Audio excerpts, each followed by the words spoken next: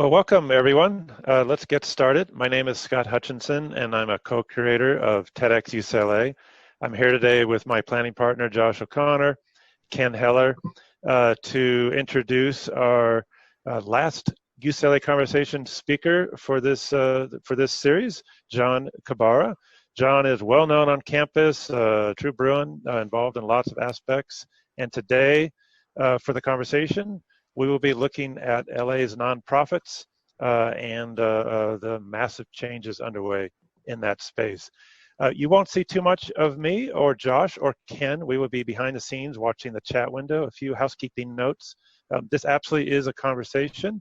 There are going to be some formal breakout groups with John. We want to hear your questions in the chat, so please add them there, and we will be monitoring it, as will John. Please do have your video and sound off, but please be as engaged as you possibly can and ask us things. Without further ado, oh, and one last comment. We are recording this just like we do for the other TEDx's. This is, a conversation for the audience, and afterwards a conversation that we will post to this site for offline viewing for anyone that couldn't make it today or anyone you want to share it with. So without further ado, I am really pleased to introduce John Kobara. And John, I'll let you take it away. I think you're on mute, John.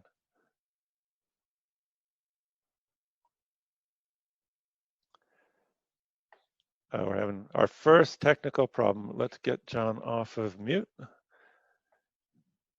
Give us one moment. Got it. I'm sorry. Oh, you got it. Here I am.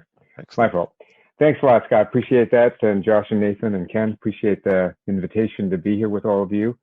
And this is where it all started for me, UCLA. So it's great. I came down from the Silicon Valley a million years ago to go to school here and ended up working here and fell in love with the imperfect paradise of Los Angeles. And I've been working here and trying to make it a little bit more perfect for more than 4 decades. So I'm glad to be with my people, the nonprofit folks that are here doing the good work out in the community. I appreciate you spending some time here today with me, and hopefully we'll spend a little time connecting with one another. That's what I really want to do as a part of this process. So let's see if I can get to, here we go.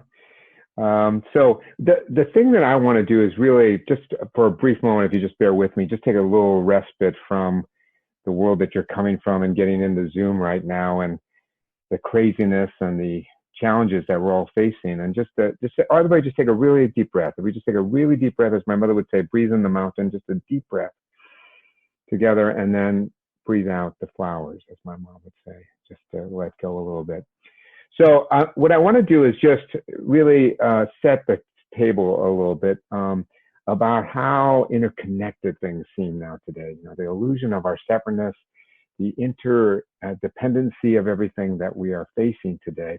And as we think about these deadly contagions that we are facing today in terms of COVID, obviously, and systemic racism, we are starting to open up our eyes and our hearts and our minds to new realities, to different kinds of thoughts and ideas. And every sector is examining their business models, their outcomes, their assumptions, and even their souls. I think the nonprofit community is doing the same thing, and the convergence of the explosion of need and the implosion of funding is forcing us to think about redesign and remaking what we do and reimagining our very own work just to survive. So I really feel like we got to stop the kind of nostalgia for a time that didn't really exist and wasn't even that good, and a future that we're very optimistic about that's probably not going to occur. So I'm really come to the conclusion that this is not a time for tweaks and adjustments.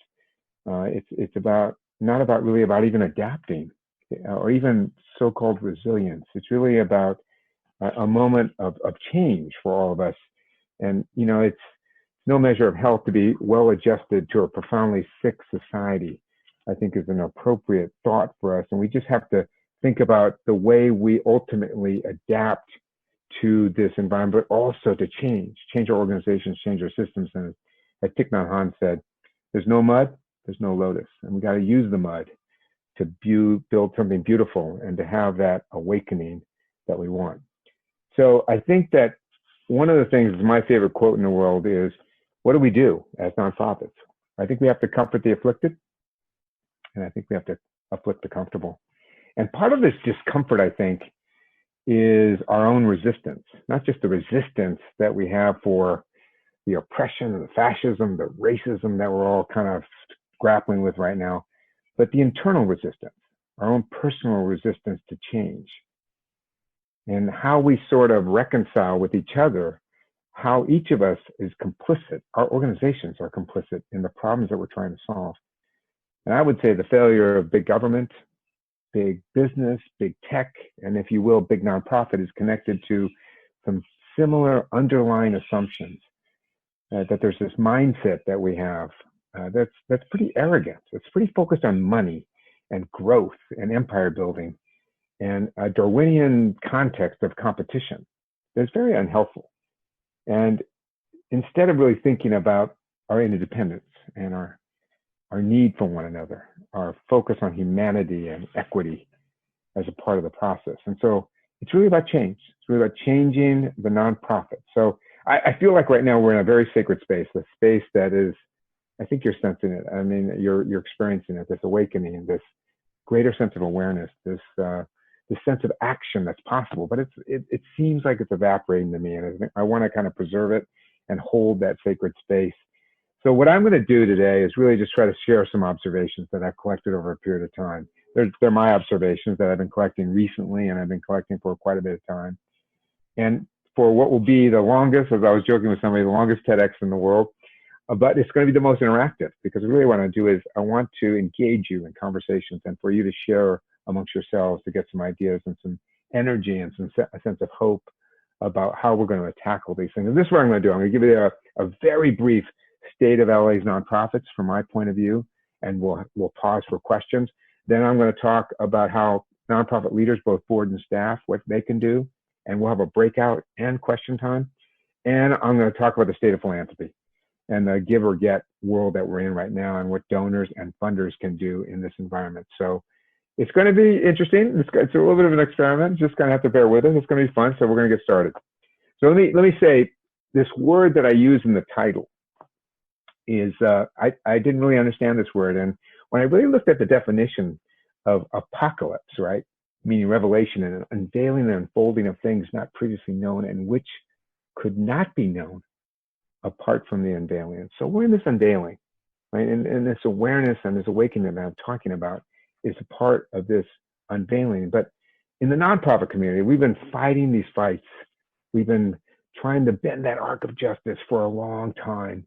And when I start to think about the layers and of embedded kind of unveiling that we have, I mean, this is poverty in the United States. This is how it looks. It's looked like this for a long time. This is where it's concentrated. But I started looking at other maps. This is where, by the way, student indebtedness for students that don't have degrees but have student debt. This is what it looks like today. This is what the pandemic looked like last week. And when this gets filled out, unfortunately, it will look like the other maps. These are not new issues, but we're trying to awaken to the realities of some of these things. And we live in this amazing county, extraordinary place, beautiful, amazing, diverse place, but it is the poorest metropolitan area in the United States. It is the most underfunded metropolitan area in the United States, federal, state, and philanthropy. I don't have time to talk to you about the details of that, but you're going to have to believe me when I say it. And so I started thinking about recessions. You know, I managed organizations through 4 recessions. And people who remember, and I was talking to some young people who don't even know about the 2008 recession, but it wasn't that long ago, obviously. And it was a big deal. And when it happened, I convened all of the grantees of the California Community Foundation, about 300, board chairs, executive directors, and heads of development. And we talked to them about renewing their grants and giving them some support. But we also gave them an idea that this was going to take a long time to recover from this recession. And we did a study here at UCLA with Bill Parent and his center. And what we found was when we started studying the world of giving, right, of donors, that there was $1 billion reduction annually of giving from Angelenos. This is all in LA County I'm talking about. And that sustained for a long time until 2017. So 10 years to recover and exceed that time period. So it was a long haul. Then we looked at the revenues for nonprofits. This is the median revenue for nonprofits. That double dotted line shows that 4 full years after the recession, stock market came back, housing prices came back, median revenues for nonprofits in LA County were 49% of what they were in 2007. Did not recover until after 2017. We just recovered from the 2008 recession, and we're still trying to figure that out. And so when you look at the fragility of nonprofits across the country, this is from Candid, this is just in April, 80% of nonprofits only have 3 months of cash. In LA, it's 11 weeks. And even if you add PPP, we're talking about a very fragile environment. This report just came out 10 days ago from the County Resiliency Task Force, talking about nonprofits doing the safety net work. The LA nonprofits that do the safety net work serve 31% of the state's poor, serve 6%, by the way, of the nation's poor. And you're already living this, but I'm just going to tell you the 400% increase in demand for services, right? 40% reduction in revenues. And the scale of need is outpacing capacity, but what else is new? That has always been the case with nonprofits. And that the services contracted are below cost. And nonprofits have been complicit in that. Donors and funders have been complicit in that, and trying to keep our overhead costs low so much that we don't even get a break even on that. And last point I'll just make on this slide is that the last point, which says returning to workplace safely, is complex and expensive. And we don't even know what that means today. The folks that are working with the vulnerable and the poor, their staffs, the PPE, the testing, the contact tracing, what is it going to take for us? And currently with the surge, there's even greater questions about that. But what are the costs? And who's going to pay for all of these things? So this crisis that we're in, this pandemic, which is unprecedented, and trying to understand how it impacts nonprofits is obviously unclear. No one has the answers to it, but it's much deeper than the 2008 recession. We're in a recession in addition, but we're also, the consequences of this crisis, this pandemic, is broad. And one of the things I have to think about, and I know we all think about, we were making some progress, maybe not enough, in a lot of trajectories of challenges.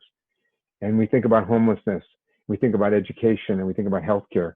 There was progress being made in these trajectories. And that progress has been not only disrupted, but it has been set back because of this increase in need. I was just looking at the statistics for food insecurity and hunger. I was just looking at the statistics for the demand for CalFresh and food stamps, and it's off the charts. So all these things are disruptive. And what does that mean, the consequences of that? We're not exactly sure, right? But the safety net has been frayed for a long time, but it is going to be super challenged now. And one of the things that we haven't done as a sector, right, is made the case that the safety net is not charity. There's not some nice nonprofits out there. It is actually a network that the state and the federal government depend on, right? That the humanity of LA County depends on as essential. But we haven't really positioned ourselves very well for that work. And so I'll reiterate the headwinds that we have ahead of us. And I'm sorry, I wish I had some really good news for you here. It's not. And I'm trying to get you to shift your perspective about what is really going to happen and how we prepare for that. Because I've been talking to nonprofit boards and staffs and executive directors for the last 4 months. And I'm telling you, there's still way too much optimism about what's going to happen. But the economic and human recession, I mentioned it, is much deeper and it's going to take much longer to recover from.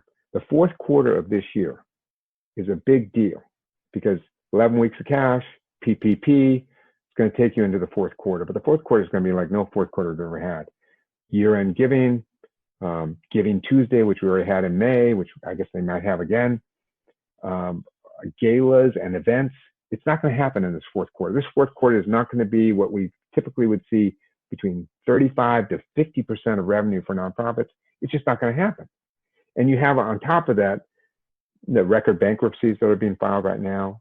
I was talking to the head of the Museum Association, and they're projecting 1/3 of museums closing in the next 12 months in the United States. It goes on and on. The public sector budgets, city, counties, etc., are looking at layoffs and reductions of force. and their budgets. And philanthropy is made many pledges and is kind of overcommitting in my perspective. And corporations, which really weren't giving that much money, frankly, in the world of nonprofits, are going to pull back even further because of the challenges that are happening. And the stock market today hit another high. And to me, I see that as a headwind because the higher it goes, the farther it's going to fall. And I think it's really crazy. And then we have this thing called the election coming up. And no matter what happens, and obviously it's a critical election, but whatever happens, that's going to be disruptive to what we're doing in this country and into the poor and the vulnerable. I'm talking about in this year. So there's a lot ahead of us that is really challenging. So what do we focus on? How do we even make our way through this, right? But this is, by the way, where the nonprofit leaders who want to have challenges and want to start to make a difference, there's an opening and an opportunity for us to focus. But we got to focus on really basic survival and trying to get our organizations to make it to and through 21. And that means we got to really carve the mission down to what is the most important to what our nonprofits do. And then we got to change. We got to be ready to evolve and organizationally and be advocates and activists about the systems that have to change. Even in this declining, restricted environment, we have to think about both survival and change. So I mentioned a lot of different things. It is a now thing. It is not to be deferred. It's not, well, maybe something good will happen. This is really about right now. And that's when the challenge exists. So we have to focus on this moment. So what we're going to do is I'd love to, I know you're probably asking questions. I'm giving you another opportunity to ask questions. So I'll look to my colleagues to see what kind of questions are being asked. But love to hear if there's any questions about that table setting before we move into the next section.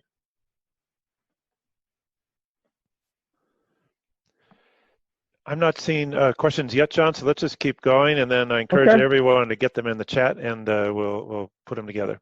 Okay, good enough. So let me move on then to my advice to nonprofit leaders, board, and staff, right? One of the things that there's a lot of desire by the teams that I've been talking to, and I've been talking to for a long time, that there needs, growth is penalized in the world that we're in. The business model for nonprofits, right? To grow means you have to raise more money. And that's one of the challenges of nonprofits. But how do we take what we have and what's in front of us, right? And use the current potential to advance our work. And I think about Zen Buddhism, because I think I get peace from that. And in Zen Buddhism, there's a great teaching about the supreme meal, and the supreme meal is how we take the existing ingredients in front of us. No new ingredients are needed, and to maximize those existing ingredients, not only within our little organizations, but the interconnectivity of our community and the people even on this call that can share and help people advance. I think we have to really take inventory of what we have and not what we don't have as a part of this process. And I think the advice from Brian Stevenson, I'm sure most of you know who he is, but I got a chance to go to the opening of the Equal Justice Initiative, and I've been a supporter of his for some time when he opened up the Legacy Museum in Montgomery.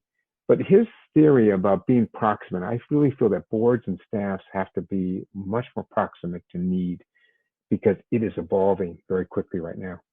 And the theories and thoughts and assumptions that we have about what's going on in the community and the constituencies that we serve need to be examined more closely, because once you see it up close and you see what's going on, you're going to get uncomfortable, because it's going to change the narrative in your head, the story that you've told yourself about the issues and challenges that we're facing right now. And once you have that narrative change and you understand the reality, it builds hope. It creates a path for you to be more relevant and more effective. And that is a way of evolving and adapting to the current situation right now. So boards, right? Boards and staffs have to take advantage of this moment and take control. And there has to be greater alignment between board and staff. And I'm going to tell you, it's probably one of the biggest issues facing nonprofits is board and staff alignment. They're not that they're at odds with one another. Some of them are, but they're not in sync. And so an open and transparent conversation, leadership from both sides, finding that common ground and moving forward. The boards just have to be fully engaged. Too many boards have board members who aren't doing their part. They're just not really carrying their weight. And this is the time, we just don't have time for that. And board leadership, the chair and the leadership of the boards have to get the boards to contribute, both financially and in terms of their time, roll up their sleeves and engage fully, to be generous to the nonprofits, not just financially, but also financially, but to help the nonprofit continue its path. And staffs have to do the same. Not protecting the status quo, not protecting what we used to do, but trying to evolve the organization in a way that's thoughtful and helping the board be a partner in that process. It's a really big deal because we get stuck so many times in those kinds of conversations. And the focus for me is really thinking about the assumptions and realistic financial scenarios. I've reviewed a lot of financial scenarios, and there's a lot of optimism in those scenarios, and that's why we do this work, because we're optimistic. We think that we're going to make a difference, and things are good are going to happen, and I hope they will. But if you don't get to and through the end of this year to 2021 and really have a comfortable financial situation, it's going to be very rough because it's a long marathon ahead. So thinking about substantial reductions of overhead, right? Thinking about how you reduce your cost basis. And in the startup world, which I've been in many times, it's just reducing the burn rate, because you got to carry forward to the next horizon. Retention of talent, the assets, the good things you have, how do you retain those things? But you have super conservative income projections. Super conservative income projections. Draw down on other cash sources that you have, lines of credit, look at other resources that you have so you can have the ability to have some cushion, right? And then to engage in a focused organizational audit. I'm not talking about a financial audit. I'm talking about an organizational introspection, right? That confirms and focuses on the mission of the organization and removing all mission drift and all the things that have been added on that you think were good or maybe to help raise money. Starting to pare that back, revise those goals. And one of the things that I've seen, and this is the hardest thing, is how do we establish some internal equity? I mean, I've been talking to some homeless organizations where the staff are homeless. I don't mean they're hiring people that were homeless. I mean the people that were staffed are now homeless. And I think we have an inequity in the way we even compensate our own teams. And how do we start to build back some equity as we're pursuing equity for the community? And speaking of equity, obviously the DEI work, diversity, equity, inclusion work, is front and center. And people are going to be examining that as part of your board, as part of your staff, and a part of the way you do business. And the anti-racist approach that you take to your work needs to be examined. These aren't going to be high on the list right now because you really have to have a business plan to make it through to 21. And lastly, for boards and staffs, there's multiple options for your organizational futures, and they're all very real. Because the Center for Nonprofit Management is talking about 1/5 of nonprofits in LA County going under in the next 12 months. If that was really a number, and I don't know what a real number would be, that would be around 7,000 nonprofits, right? That would be horrible. Which ones, right? So how do you downsize to endure? How do you start to pivot by prioritizing? Should you think about dormancy or hibernation, which is these nice words to say to stop operating for a while and to wait for a time when you can gather more resources? And allies to alliances, meaning are there other organizations that you've kind of partnered with, but really should be partnering and sharing expenses and thinking about ways of doing things to full-on mergers, right? And then lastly, maybe you should think about a planned strategic dissolution. Sometimes it just won't work out. And how do you start to think about that strategically by keeping the momentum going forward on the issues that you care about? So those are real. We have to think about those options organizationally. And then out of that emerges, through all this work, a very sharply worded and precisely worded communication plan, which talks about the status of the organization, the short-term focus, and how it's moving forward and evolving. Because funders want to know that it's not business as usual, that you're waiting for quote unquote back to normal, because there's never going to be a back to normal. So how do you start to articulate the narrative, the story of your organization, right? To do that going forward. Because in my way of thinking about things, right, I always want to say, okay, what is it? What is it we're doing? How are we doing that? And so what? How is that differentiated? You know, what's the precision of the words we're using? And then ultimately, now what? So how do we start to think about, you know, the different narratives and stories that we have to tell to engage others in this work, right? Some of you have heard about the Nonprofit Sustainability Initiative. It's been going on for, gosh, almost 12 years now. It's funded by 17 funders. It's based here in Los Angeles at my former employer, the California Community Foundation, is the sponsor of it. 17 funders are funding what is arguably called the largest merger and acquisition of nonprofits program in the United States today. It's been going on. Hundreds of nonprofits have gone there. This is for nonprofits, boards, and staff that's agreed on some kind of configuration. It doesn't have to be a full-on merger, but some kind of back office collaboration, some kind of partnership where costs are shared. So this is a program where you apply and you get to explore it. They pay for the exploration of such a connection. Or if it gets all the way to full merger, to pay for severance payments. So there's the resources out there to assist people through these processes. Now, again, just figure it out on your own, because the work that nonprofits do, right, is so lonely, is so isolating. And one of the reasons why I was excited about this talk was we can start to connect people too, right, in conversations to share and to compare notes and to help each other. So for boards and staff, this is an all hands on deck moment. This is where the connection between the governance structure, right, the fiduciary responsibilities, and the team that's actually executing and operating the nonprofit need to get together and start to work together to advance the future of this organization in ways they probably haven't done in the past. So this is the first breakout. So we're gonna put you into breakouts in just a second. John, can one question came in that might be useful to ask? Sure. Okay, Christy asks thank you, Christy.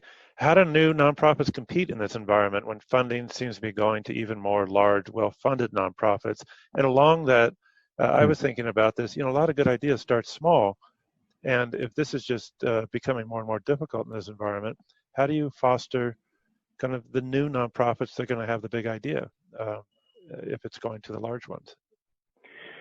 Yeah, it was interesting. During the last recession, there were 3,500 new nonprofits that were created. And one of the challenges with having just people create new nonprofits, which is great, it's entrepreneurial, it's innovative, it's fantastic, it expresses somebody's interest in doing something good. But when you just go out there in LA and when there's 36,000 registered nonprofits, you need to compete. And so, you know, what Community Partners does right now with 170 nonprofits under its wing, that's the incubator for nonprofits to help those nonprofit leaders look at the context of what they want to do so that they don't invent something that's already been invented, right? So part of it is, it's not a challenge to be small, but it's a challenge to be duplicative. It's a challenge that if somebody else, other people are doing exactly what you're doing, exactly where you're doing it, which happens all the time, that makes it that compounds the problem. But new nonprofits, there are funders who only focus on new nonprofits, and you have to seek those out. And I'm going to talk later about the way of raising money, but new nonprofits, just like a startup, has to have family and friends. It has to go to Series A funding, which means it has to collect people with there's a trusted relationship. You just can't go apply for big grants because you've been around long enough. It's like it's like a resume that doesn't have any work experience on it. So you have to start to, one of the things that I do, I had a session with about 300 board chairs, and I said, I'm going to teach everybody how to say the F word today. And everybody got all flustered. And I said, I'm going to teach you how to say the word fundraising, because people who are at boards don't do fundraising. They want to hire a development officer, and that's not how it works to run a nonprofit. You have to be a fundraiser. So it's not a challenge to be small. It's a challenge to be duplicative and not take advantage of the resources that are out there to help young and emerging nonprofits. Other questions?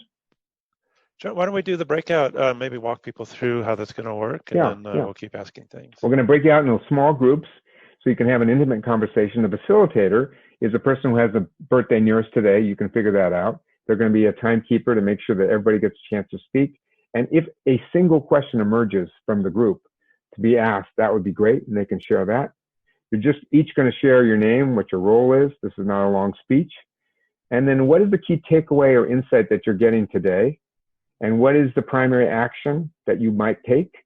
And what help and advice are you looking for, or can you offer others? You're going to listen non-judgmentally. You're going to acknowledge your fellow colleagues. And the discussion will be relatively brief, but I really want the sharing to happen. But it will go wherever it goes. So this information, the prompts are in the chat, and we're going to send you off in magic Zoom land.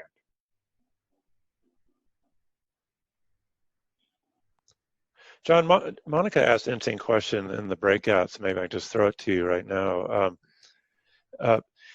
She was saying, how do people that are not involved in nonprofits help nonprofits, people that are outside of this space? It's a great question. Monica always has great questions. I mean, outside of being an advocate, if you're connected to nonprofits, I mean, you're supporting them in other ways. I mean, nonprofits need advocates right now. So obviously financial, but in addition to financial is advocacy, and really what they need is you can talk to, whether it's, depends what space they're in.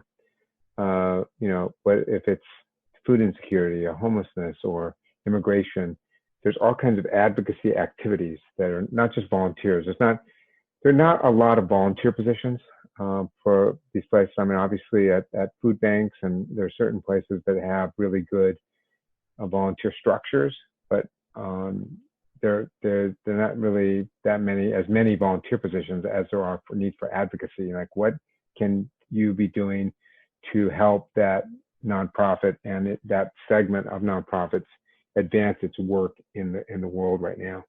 And there's legislation, and there's policies, and there's electeds and administrators that need to know what's going on, and that's part of the world. Unfortunately, it's not as simple. But if you care about nonprofits, that's something that really would be helpful in addition to money, because unfortunately it's about money.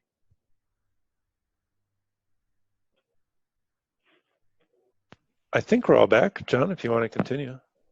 Great, thank you. Well, welcome back. I hope your conversations were fruitful, and really what I want to do is, if there are any of the facilitators had any questions that emerged that they wanted to share, this would be a time to share those. You could do that in the chat, or you could unmute and you could speak up and hear our questions so we can talk about it. If there are none, then we'll just keep moving.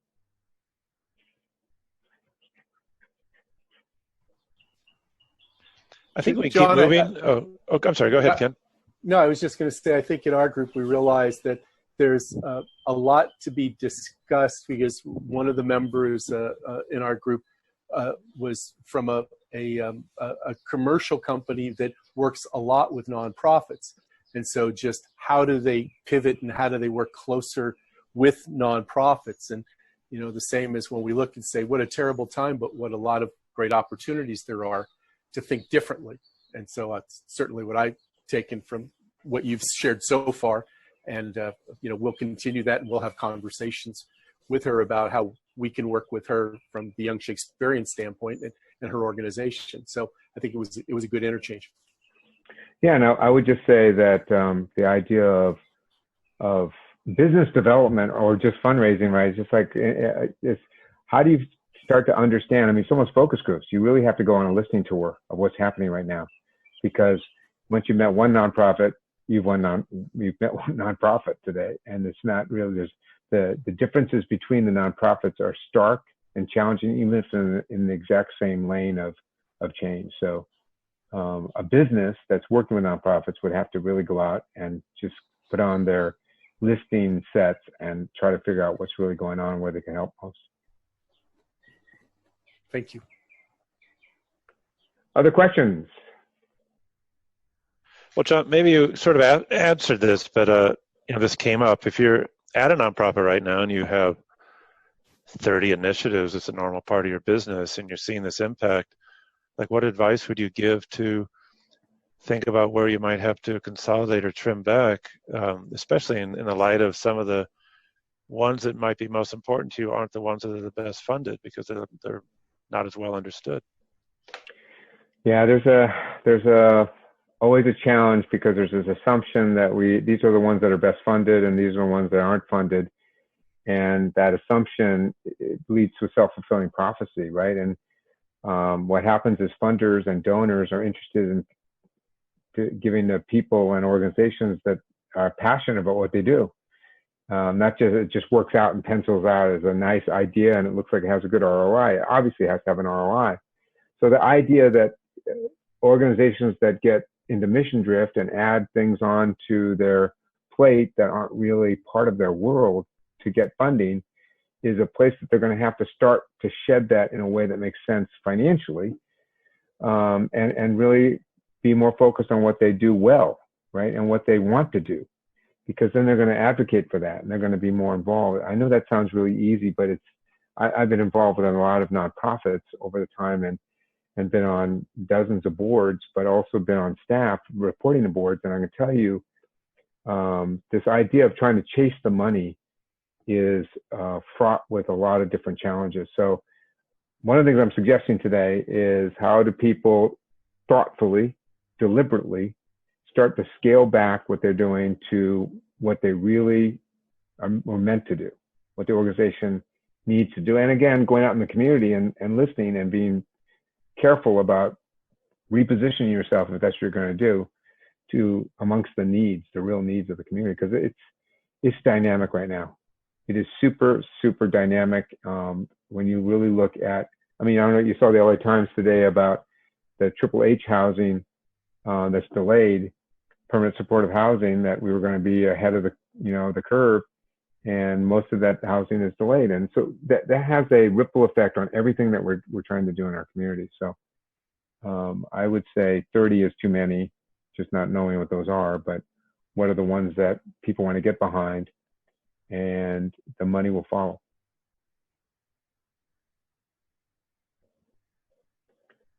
I'm going to... Scott, are you talking? You're on mute.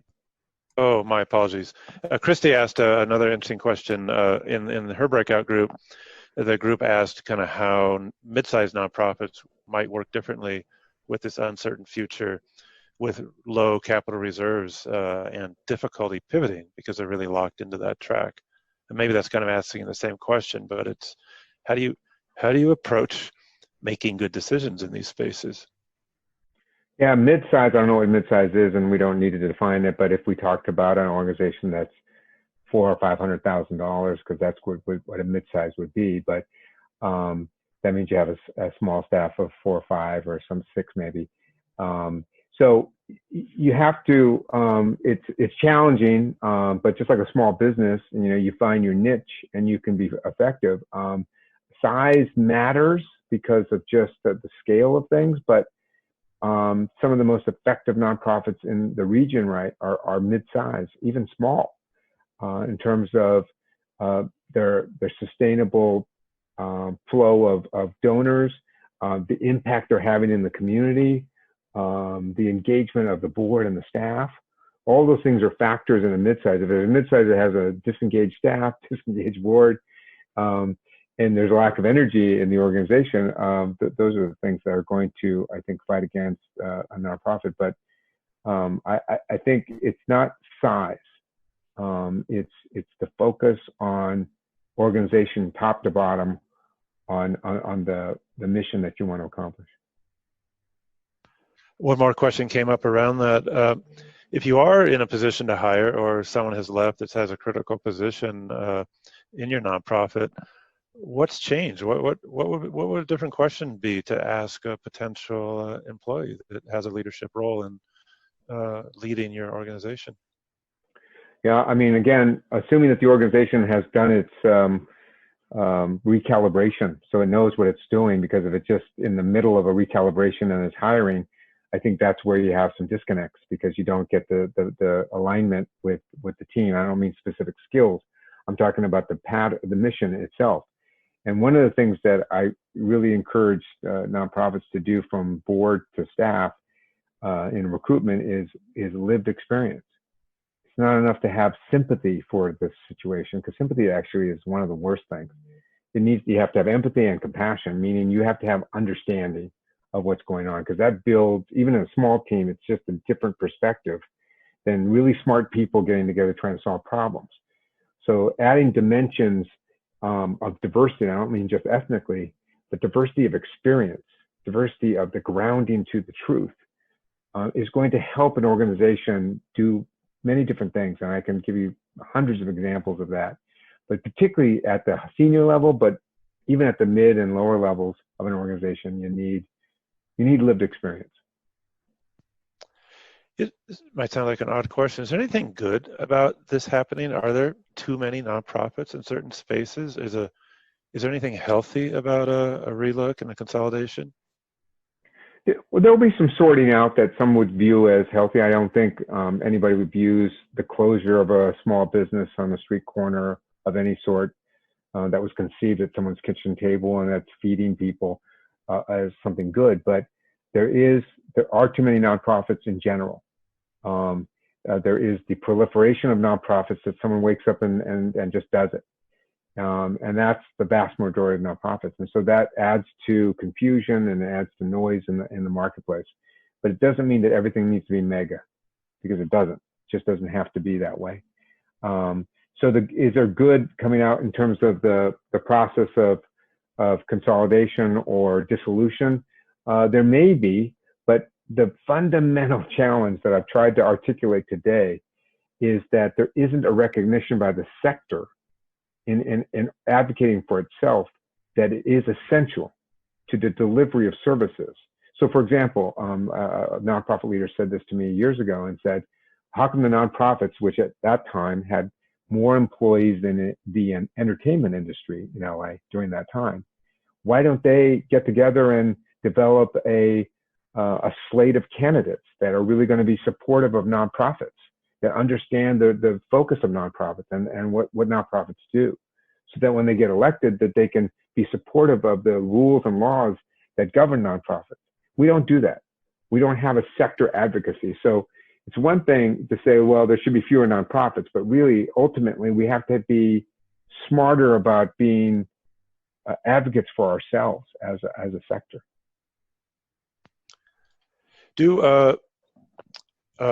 Just in lieu of, I don't see a new question, I'll ask this one. Do nonprofits have lobbyists? Is there any kind of organization or structure to the top 40% of the nonprofits out there trying to group together to have impact? Yes, there's a number of Cal nonprofits and the Center for Nonprofit Management here locally. You have the independent sector. You have a number of things that are out there doing that work, but I'm talking about really local. LA County's nonprofits need its own advocacy. It's not deferring that to the state, because it's just, the county is like a state unto itself. And I can tell you right now that the people that make decisions about partnerships, so for example, 33% of government dollars are going through nonprofits right now. But what's the process of doing that right now? And it's antiquated and it's not good. So the sector has to be able to advocate. And in LA County, there's some good things that are moving forward. The Center for Strategic Partnerships that Kate Anderson runs is trying to navigate that through the county right now, and it's done a very good job in certain areas. But it's not just lobbyists, right? It's about the sector having a voice in local government right now. And so the next mayor should have a stance on nonprofits. We should look to that and say, not just generally a nonprofit, but how is it dealing with the safety net and the nonprofits that are delivering services that are essential to Angelinos. if I'm a donor, what should I be looking at? Do I want to help fund the ones that only have the 3-month reserve to keep them through 2020 and then reassess? Do I want to start moving my support to ones that I think will survive for 5 years? What's going through my head if I'm a donor? So, Scott, excellent question, and a great transition to my next section, which is about fundraising. Excellent. so I like it about raisins, right? You know, it's raising children and raising money and raising some hell. I mean, that's what it's about, right? And so when we talk about fundraising, state of giving, let me just tell you what's going on with fundraising, and we'll talk about what donors should be doing. COVID giving in the world, right, is approaching $11 billion, which is a lot of money and not a lot of money, but it's 3x the last few world crises combined. So it's a lot. And Black Lives Matter and systemic racism are generating all kinds of new donations and contributions that have never been seen before. So donor and funders are in a state of confusion and fatigue because they have been making pledges and committing and making press releases about what they're doing. And they're saying how to be responsive, because what happens in crisis, because I ran a very large crisis fund, in the beginning, the first responders to donations, right, there's a lot of people. And then after that, people kind of go away to the next crisis. So, and when you look at the US giving report that just came out 2 weeks ago, mega giving again is prevailing. Mega giving is super large gifts, 25 million and above, 50 million and above. So 50% of all American giving today is given by 1% of the donors, 50% of the giving, right? And individual giving is remaining at around 90% of all giving, which is not reflected in nonprofits' budgets or their business model of income resources, right? And bequests are growing. And again, nonprofits aren't taking advantage of those bequests as it relates to planned giving. So what do nonprofits do, first of all, right now? They have to do stewardship. Stewardship is really just relationship management. And what is not being done is just the major and loyal donors. And those are two separate groups. Big donors and people that have been with you for a long time. You have to call them literally on the phone.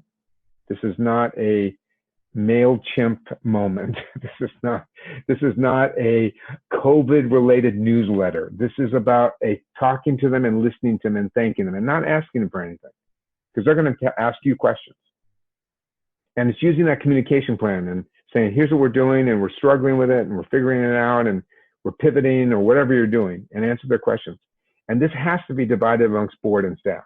The entire board should be involved in these kinds of calls.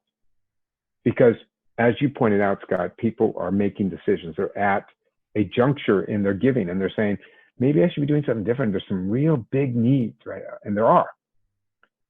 And again, nonprofits have to continue to shift to have individual donors. When you look at the pie chart of nonprofits, very few of them have 50% of them being individuals. Yes, if you add in events, they'll say, yeah, if we add in events, we can get over 50%. They should be at 2/3 individuals. So there's this continuing shift to engage individuals, because that's where the money is. That is where the money is. That's where the small foundations are, the donor advised funds, but that's where the money is. So the revision of case statements and the menu of options creates an opportunity to ask, right? So just support us the way we were. We're shifting, support how we're shifting, right? But add planned giving.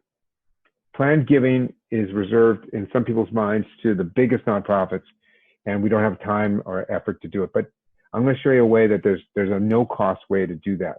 And this toolkit, which is online, and it's pgtoolkit.org, which I helped set up many years ago, is all the things you need to set up a planned giving program at your nonprofit of any size. And I've set it up with one-person shops to add not only for bequests, but the living donor who's doing planned giving, which is most of a giving today.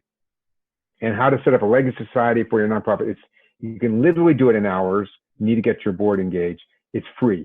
The kit is free. It doesn't cost you anything to do it. And any nonprofit can do it and should be doing it today. But the big objective is individual fundraising, getting individuals to give to you. is something that you're going to have to rebuild in your models. And everybody has said they're doing it, but they're not really focused on it. So donors and funders, Scott, to your question, what do they have to do? And really in the Brian Stevenson mode, they got to get proximate.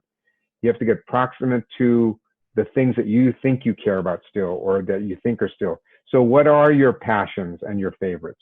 You got to double down on those. And you have to give them unrestricted funds at this point. These are ones you already care about and that your favorites. They need your general support today, general operating grants, if you have a small foundation. So don't tie it to things, because their needs are so dramatic and broad. They need flexibility. And if you can give a multi-year pledge and say, I'm going to fund you like this, just tell me how you're doing for the next 3 years, be huge for them. They could raise more money because of that. And increase, if you have a little fund or a foundation, you got to increase your spend out right now. This is the time. There's no more rainy days. This is the rainy day that you should be spending money to help the nonprofits that you care about. And then consider PRIs. If you don't know what that is program-related investments, which is basically a loan. Donor-advised funds, foundations can make loans, and those loans can be turned into grants. So it could give you some financial wherewithal, some working capital, right? And you can loan that out at a very low rate, like at less than 1% or even no percent, and then create a loan document. So again, PRIs aren't used as well. I was, under me, I had, we were doing $50 million of loans, and it's huge for the nonprofit community to have low interest loans. So the idea of donors, right? We need the money. Everybody needs the money, and unfortunately, that's the business model. But it's way more than money. Donors, as I was saying to Monica's question earlier about what someone could do that's trying to help a nonprofit, right? But there's a Smurf thing that I call Smurf, which starts with S, which is the social network. People can bring their social networks, introduce your social networks to your nonprofit that you care about. That would be great, because people don't have nonprofits in their portfolios. They just don't. And you can refer them to a nonprofit and introduce them to a nonprofit. You have to think about your moral compass, your moral leadership. What do you care about? And how does that align with you? Because once you're engaged with your sense of morality, you're going to be more engaged with everything. How do you help nonprofits think about the research and the data, maybe even helping them fund some of that, so that they can be more in tune with what they're doing and how they're doing? And to put your reputation, which links back to S, but is the notion that you're going to help them build their reputation with your reputation, and ultimately your money.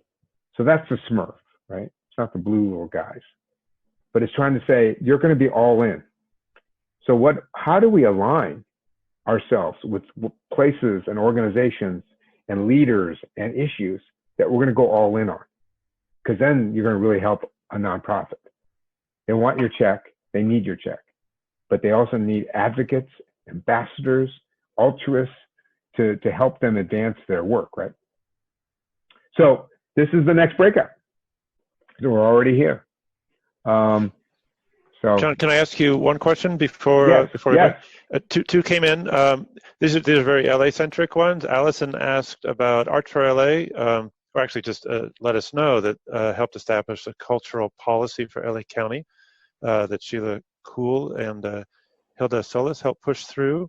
And then related to LA also, there was some news that some fund shifting from LAPD was supposed to be redirected to Black and Brown communities. Is that, are you aware of any of that happening? And I don't know if that means there's a new nonprofit moving in for that space, but just a question that came from the chat. Yeah, wow, those are two meaty questions. The reduction, I don't know if you're talking about LAPD or the news that came out today about the LA Unified Police, but there's going to be some quote unquote defunding of the police and reallocation. But I don't think the destinations for those funds have been totally determined, but you have LA Unified and LA City in those two examples that are going to have dramatic deficits. So they're going to have to restore funding to existing things that we care about. But in terms of specific targets for Black and Brown communities, I think that's being worked out. but I don't think there's been any announcement about that. Repeat the first question because it's about the cultural policy for Sheila Kuehl and Hilda Solis that had advanced for the county. Yeah. And I apologize, I don't think I said it right. Patricia it was more of an announcement. I'm sorry, Allison. Arts for LA just established a cultural policy for LA County with a particular focus towards underserved communities. And Hilda Solis and Sheila Kuehl pushed it through. Yeah. Yeah. Well, and I have not seen that policy. I know Arts for LA very well, but I haven't seen that policy. And how does that policy now overlay with the realities of the arts community today with the challenges that we face? I don't know. Everything has to be re-examined to the reality of what really exists today. And I don't mean it needs to be diluted. It just needs to be adapted to the current environment of the fragility of the arts community right now, which is really fragile. So, but I appreciate that announcement. So what I'm going to do, just given time right now, Scott, and I'll take your advice. I'm going to, people can continue to ask questions about the fundraising component of this, and we can continue to take questions along the way. But I'm going to move forward because I'm looking at the time and we have 10 minutes left or so. No, let's do it. Let's do it. So I'm just going to keep going. If people have questions about fundraising or funding or how donors and how foundations should be behaving, I'm happy to take those questions through the chat. So we'll do that. So really what I want to just leave you with a few little thoughts, and we'll leave a little time maybe at the end for additional questions if there are any. This crisis, right, which is again, the consequences to this crisis, no one really fully understands, and particularly to our sector, that is not a well understood sector. And we take partial blame for not positioning ourselves as well as we maybe could have, but here we are. And I think one of the things we have to do is how do we get through to the other side, not so much to a vaccine and, you know, where things will quote unquote be better and normal, but to make sure that we take full account of the consequences of this, which are going to be dire to the well-being of the economy and the ability to fund other organizations. And you have this other layer of systemic racism and Black Lives Matter and how that impacts your organization, how people will view your organization now. We've always talked about the diversity of organizations, right?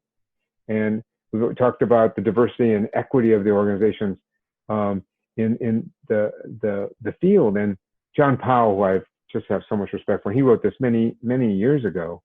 But how do we start intertwining race with the other urgent issues that we're confronting in terms of inequality and mass incarceration and full participation in our society?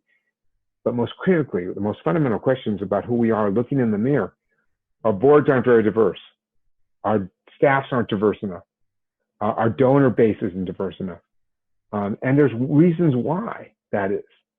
The way we choose our vendors, how we do our own procurement, even in small nonprofits, doesn't reflect the diversity of what we want to do. And I'm not saying you should do one thing or another, but it's a moment for us to reflect on how we think about those things, because other people are going to start examining that, including donors and funders. And it's just the right thing to do for us to be thinking in this way, right? So this is Austin Kleon's drawing, and I'm a big fan of his. But we are looking out to how do we take this leap, right, as nonprofits. And it is not an incremental thing. And I can tell you right now, based on my 2008 experience, which I still have scars from helping people through that process and how long it took, we have to go and prepare even deeper than we think for this, because ultimately it is about taking this moment, this precious time, this moment of possibilities that is occurring, and yet of volatility and uncertainty and ambiguity, and use the process to help us develop our own organization in a way. And how do we do that to endure and be strong in this process, right? It's really, really critical that we think about these things in this way. And so it goes back to this unveiling and the revealing and the layers that have been there And how are we going to actually respond to that? And how do we position ourselves as part of a greater advocacy of a sector to be seen as more essential as part of that process? And not just as individual nonprofits, which that's what we have the time for, but start to think about our interconnectivity and think as clear as we can about what's around us, the organizations, the partners, the ways we could be in alliances, that we can start to work together more than we have in the past, and the abundance of opportunity and untapped potential that we have that is not really fully embraced in the process. And at the end of the day, our job is to comfort the afflicted and afflict the comfortable. It is to comfort the afflicted and afflict the comfortable. And when F. Peter Dunn said this 120 years ago as a publisher of a newspaper, he had something different in mind. But I think it really applies to our sector and what we need to do. And so I'm glad to have a conversation with a number of you who care about what we're doing and how you can share that with others and engage others, as we always need to as leaders of our sector, to help us get through this process. So I'm happy to stay on for a few minutes to take on some questions and to see if there's anything else we can talk about. But I appreciate the time and the opportunity, Scott, and Ken, and Josh, and Nathan, and the team, and look forward to any further conversation we can have. I really appreciate this, John. We will stay on for another 10 minutes, and if you want, instead of going off to a breakout group, I think we're a small enough group where you can just go off mute or on video and ask a question if you would like. Before you do that, though, we will stop right at 1:30, so 11 more minutes. We are recording this. We will post, and just like the TEDx is, having this conversation in this format is really powerful for us, because then we can post and see what the second life of this is and how we can help expand it and use the TEDx and UCLA platform as a bit of a megaphone. So John, I truly appreciate you doing this.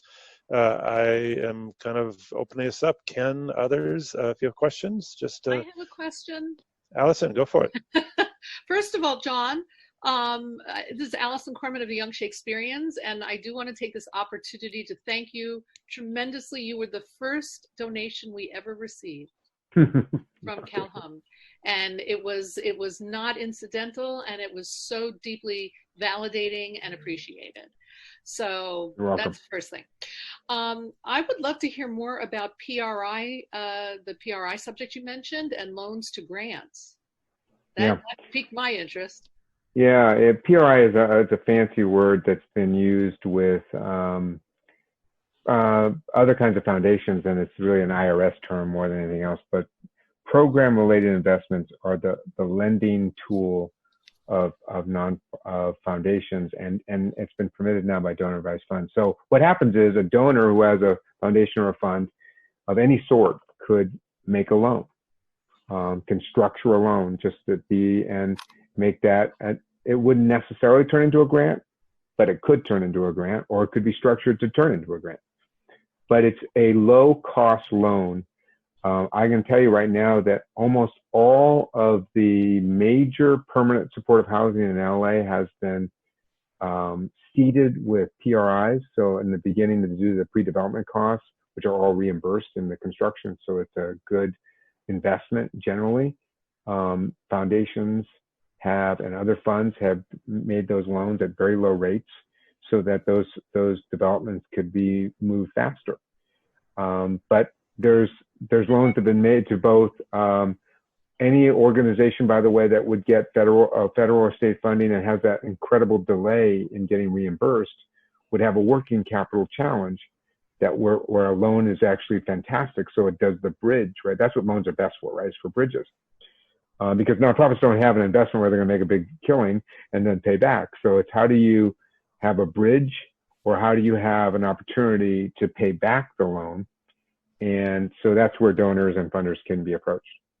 Okay, a couple of other quick questions. If we are fiscally sponsored and not yet our own independent 501c3, would we be interesting to somebody for that, number one? And my second question is that only for program objectives, or could that be for building staff?